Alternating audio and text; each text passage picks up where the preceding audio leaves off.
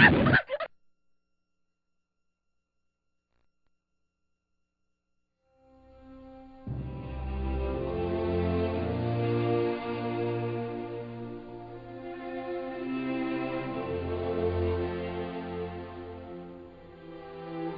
know, whenever you have a bad day, I really don't take it out on someone I know. It's a lot better to take it out on someone that you don't know. Now get this. The other day I was trying to call my friend, and I tried dialing the number from memory. Someone answered and he said, "Hello?" I politely said, "Yeah, this is Patrick Hanifin. I was wondering if Robin Carter was there." And the phone was slammed down in my ear. I couldn't believe anyone could be so rude. Well, anyways, I looked up Robin's correct number and called her. I had transposed the last 2 digits. After I hung up with Robin, I decided to call the wrong number again. A man answered and I yelled, "You're in," and hung up.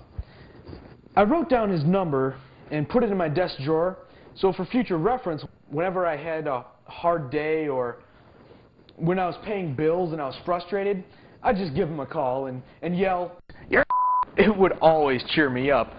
But then one day, the phone company gave me a big problem. They introduced caller ID. Well, I had an idea. I called him up. "Hello?" I made up a name. "Yes, this is Boris Schwain of Ameritech. I was just curious if you were familiar with our caller ID program." He said, "No," and slammed the phone down. I quickly called him back and said, "That's because you're." And as if things weren't crazy enough in my life right now, get this. I was at the store, and it was packed, and I was trying to find a parking space, and I just couldn't find one, but then I was so blessed to see a car backing out right by the store. Perfect spot. But then this green Camaro comes flying down the aisle in the wrong direction, and he just whips into the space. I couldn't believe it. Can you imagine the protest I put up against this guy?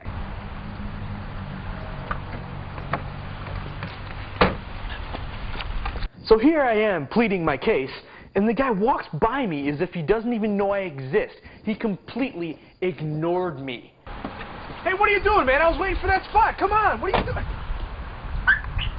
I thought to myself, this guy's a There certainly are a lot of in this world. But then I noticed he had a for sale sign on his car. I wrote down the number and hunted for another spot. About a week later, I was having a really bad day. I made my usual call. It's really easy now to call him since I have his number on speed dial. Then I remembered the guy with the green Camaro. I found his number in my wallet and thought I'd better call this guy too. After a couple of rings, someone answered the phone and said, "Hello?" "Yes, is this the man with the green Camaro for sale?" "Oh, why, yes it is." "Great, can you tell me where I can see it?"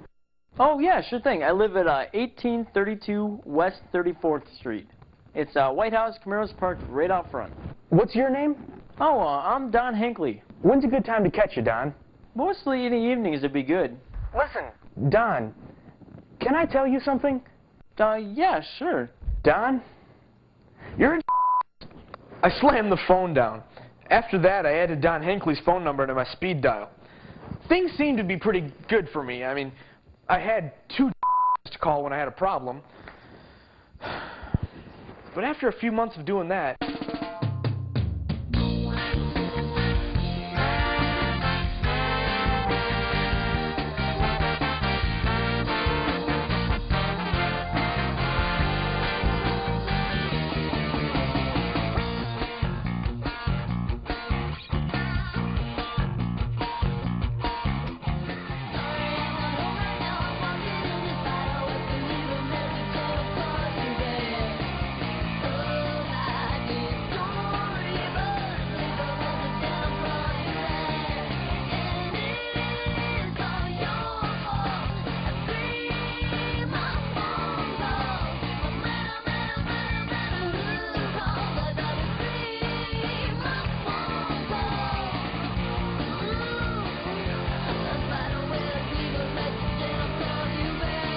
it just it wasn't as enjoyable as it used to be. I gave the problem some serious thought and came up with this solution. First, I called number 1, and a man answered and very nicely said, Hello? I yelled, "You're a," but I didn't hang up. The said, You still there? "Yeah." Stop calling me. "No." If I ever find out where you live, you are so dead. My name is John Hinckley. I live at 1832 West 34th Street. I have a White House with a green Camaro parked out front. Okay, you start saying your prayers. I'm on my way right now. Ooh, yeah, like I'm really scared. I hung up. Then I called number 2. A man answered the phone there as well, and he said,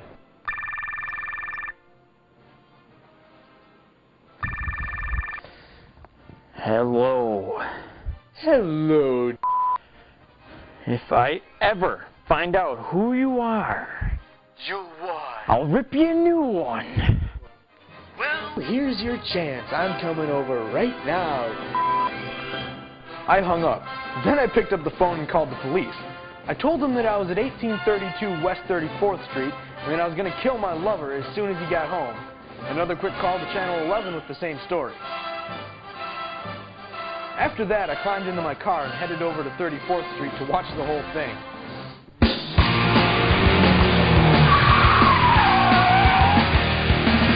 I don't know you, but I think I hate you. You're the reason for my misery. Stranger, you become my biggest enemy. I'll never even sing your praise.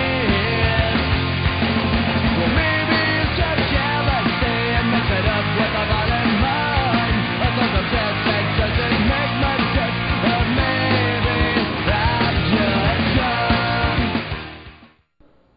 I'm Jerry Anderson. Today, 11 News. We are interrupting your regularly scheduled broadcast to bring you information of a breaking news story just outside of Toledo, where the news channel has learned an altercation, apparently of some size, has erupted. At least 2 participants involved in this altercation, which does involve, we are being told, at least physical fisticuffs. We don't know if weapons may be involved. There could be injuries sustained in this one.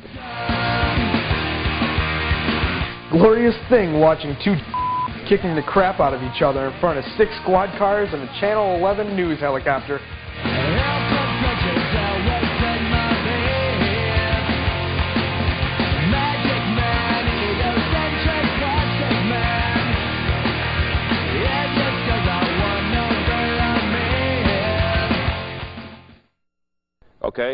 Okay, I'm being told now that the fighting parties have been separated without further incident, but apparently just before one was set to back his automobile over the other one.